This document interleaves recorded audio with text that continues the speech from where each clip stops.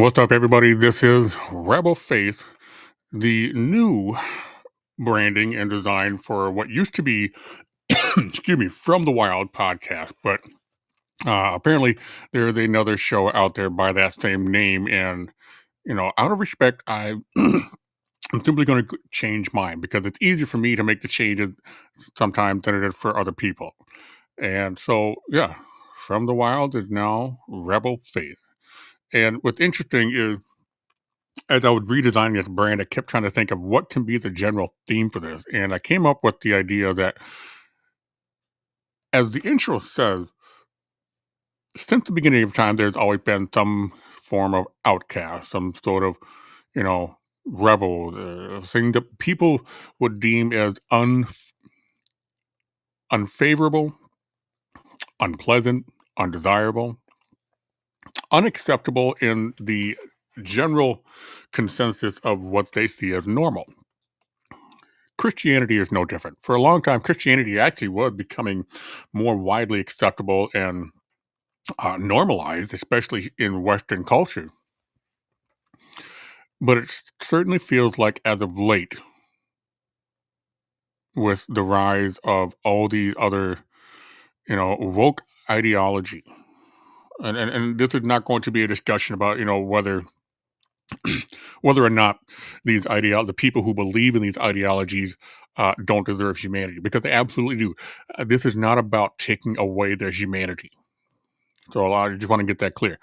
But I do want to make it, point out that since all of this has started happening, Christianity, at least in the last 20 years, has become more and more abnormal.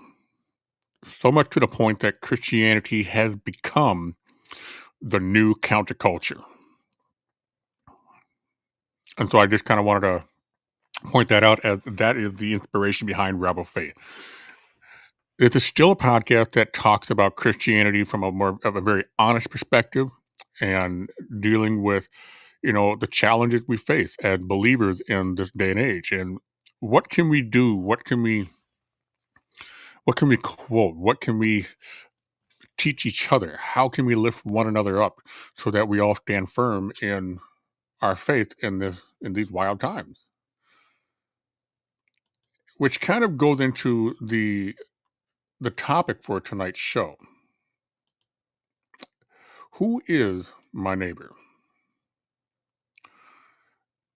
For those of you that have, been in the Christian faith for any amount of time, you've all heard, Jesus confront some of the Pharisees, and one of them say, "What is the greatest commandment?" And Jesus said, "Well, what do the scriptures say?" And Pharisee replied that, you shall love the Lord your God with all your mind, with all your heart, mind, and strength. The second one being that you should love your neighbor as yourself. And this is very important because today we seem to have this annoying habit of trying to define who our neighbors are. Like we really get to pick, which it's not true, because the reality is we're all on this planet together. So realistically, we're all neighbors.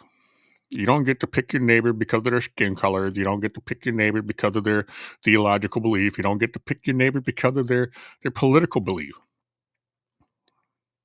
If you are going to really follow Jesus and listen to what he says and put it into practical application in your life, then you have to understand that when he tells this parable of the Good Samaritan, and I'll get a little bit into that in just a little bit here. When he tells that parable, he was trying to make it clear that who you think your neighbors are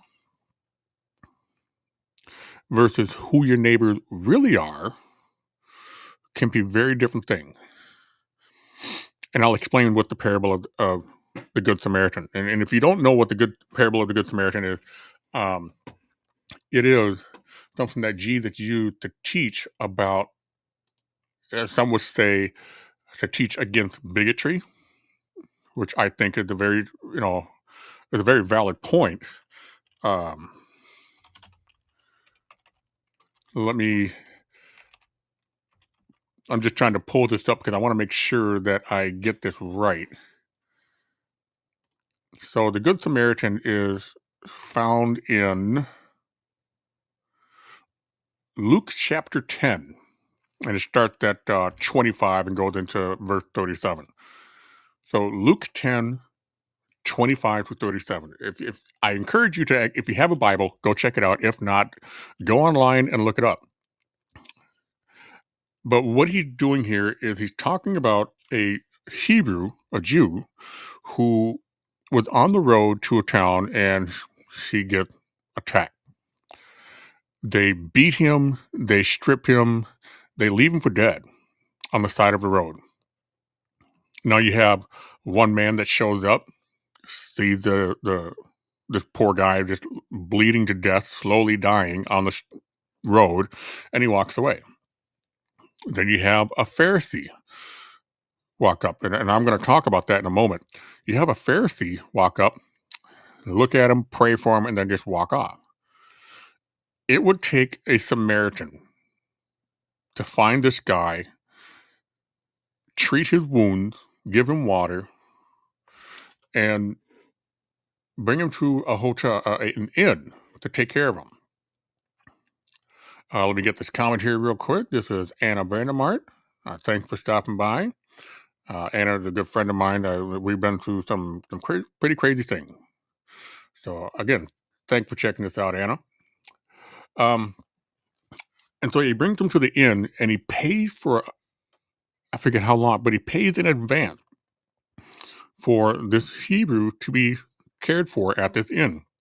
And he tells the innkeeper, whatever you do that goes above and beyond what I have paid for now, keep a tab, and when I come back, I will pay that in full.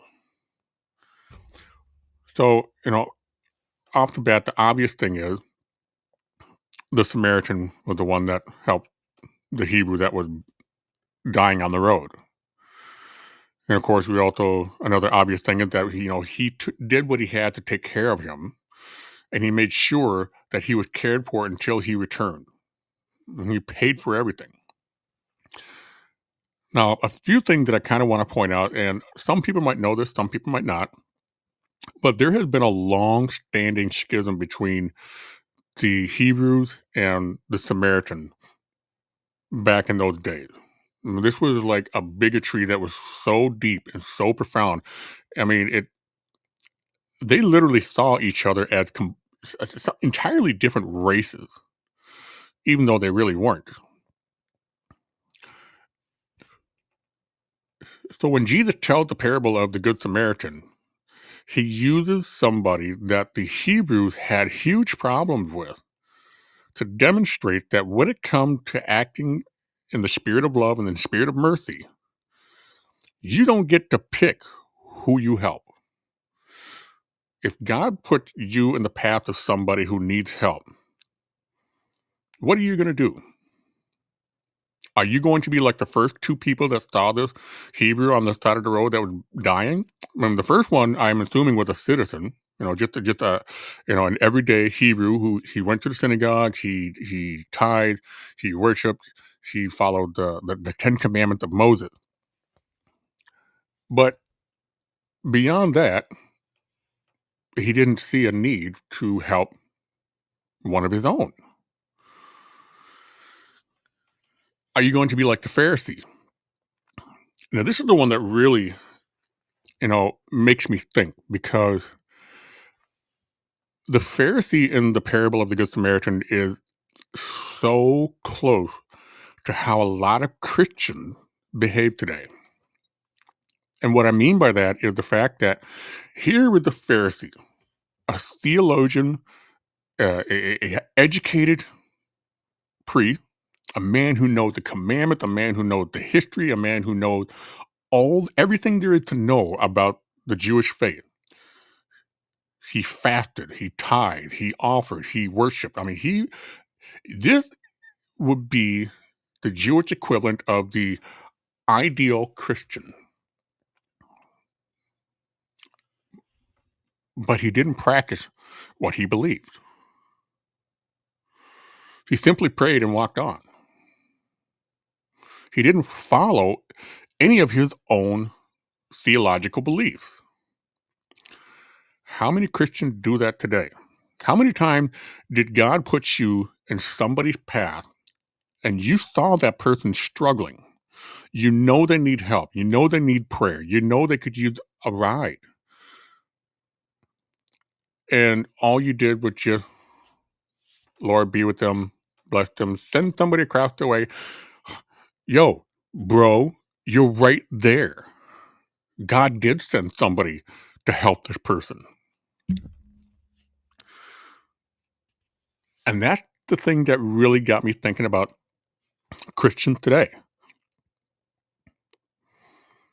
And I'm guilty of this as much as anybody else. There have been a few times where I've seen somebody struggling, and I just like, you know what, God, just, work on their behalf, heal them, bless them, whatever they need, take care of it.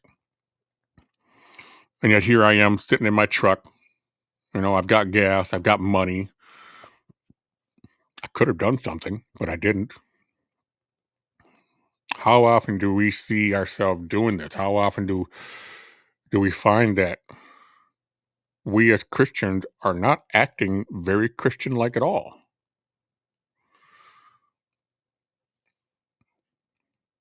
And it's interesting how a lot of time we don't really realize that until we see a non-believer behaving more Christ-like than we are. That should be an eye-opener, but unfortunately, a lot of us still miss out on that. A lot of us still, you know, just disregard it. So who is my neighbor? My neighbor is anybody that listens to this podcast. My neighbor is anybody that doesn't listen to this podcast. My neighbors are people that hate my guts. My neighbors are people that care about me. My neighbors are people that know me. My neighbors are people that don't even know me. My neighbors are people that I don't agree with. So guess what? Republican, Democrats are your neighbors. Vice versa. Democrat, Republicans are your neighbors. There is a difference between walking in the spirit of love and condoning what people are doing. You may not agree with the lifestyle choices of a lot of people, but you are still expected to love them. So if you're a Christian and you see somebody who is living a homosexual lifestyle on the street bleeding, don't just pray for somebody to come by and help them. You're there. Help them. Don't be that Pharisee. Don't be the one that knows what it means to be a Christian and then walk away acting the complete opposite. There's a church not too far from where I live that I've been going to uh, fairly regularly lately. And I've heard uh, a young pastor make this statement, and I've heard it before, but I'm glad he reminded me of it. And it was a real simple question. If Christianity was to become illegal, would there be enough evidence to convict you? In other words, if you tell people you're a Christian and they don't see it, what does that say about you? If you tell people you're a Christian and you go out and you behave the complete opposite, what does that say about you? I've always been a person who has lived in the whole realm of counterculture, anti-authority, against the system, against the grain. And I'll be honest, I never really expected to find myself professing Jesus as my Lord and Savior and end up being that counterculture again, the rebel. But you know what? I'm all right with that this time because being the counterculture that what the world considered counterculture in its own eyes wasn't very counterculture at all. Actually, it conformed with everything else.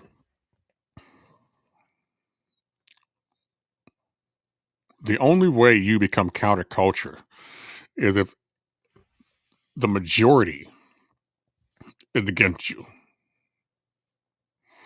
Now you got all these little small groups, or they say they're small groups. They say they're small in number. They may be a very small niche for their specific idea, but really, they're just like everybody else in the world. They're just like every other hate group. They're like every other angry ideology. There's really no difference in them. I don't care how many colors you put in your hair. I don't care how many colors you wave in your flag. I don't care how many parades you do. I don't care about any of that. That doesn't make it counterculture. It just means you're a conformist. If you really want to be a standout, if you really want to be counterculture, if you really want to be that against the grain kind of person, you got to buck the system. You can't just go with the flow. And a lot of times for us Christians, that means standing out, facing those hateful speeches, facing the angry people, being spit on, being knocked down, physically assaulted. And if that scares you, well, I can tell you this much: hell is a lot scarier. All right, let me get another comment here. This is Nicole. Thanks for stopping by. I always appreciate when people stop by, and if you really like the content, if you kind of like these conversations, as I usually say with a lot of things that I do, hit that share, like, subscribe, follow, everything else.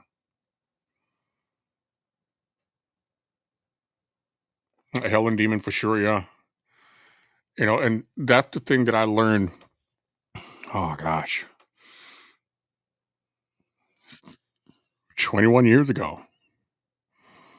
I overdosed on drugs. And I was given a revelation about where I was going. And what I saw, I didn't see the traditional Western concept of hell, but what I saw really still stands out in my memory today was complete isolation, complete separation. For the first time in my life, I understood what it really meant to be alone. I stood on that threshold and I looked beyond that veil into eternity. And all I can say is thank God she didn't let me take that step all the way over. I've made plenty of mistakes since then. I've made some really bad decisions, but I decided to come back because no matter what, I really can't do any better than Jesus, period.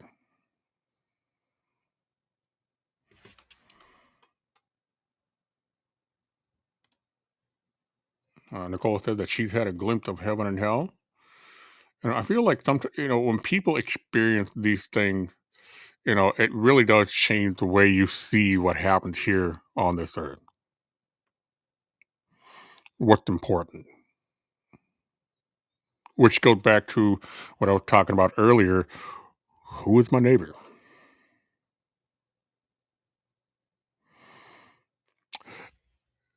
Is the legacy you leave behind going to be a business that's run by some faceless individual? Or is it going to be the people that you helped?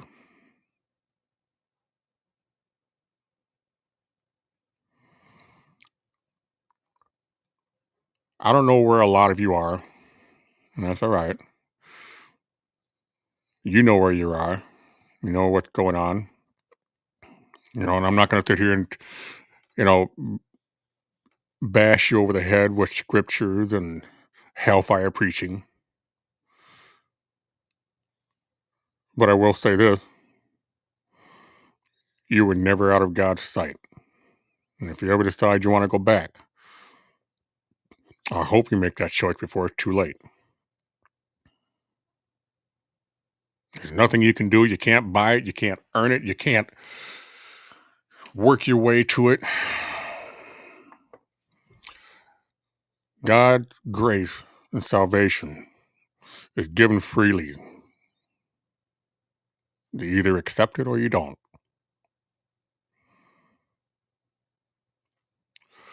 So I think I'll end with that. You know, I don't. I try not to have these run on too long because I know a lot of people like to have things that go on with their life. The best I can hope for is that this little seed is planted, and I hope that it grows and bears fruit, positive fruit. I hope your life gets better. And as I say on my other show, be smart, be safe, and be kind to one another. Because you never know, your one act of kindness might change somebody's life. Because it certainly changed mine. And as always, be blessed and highly favored.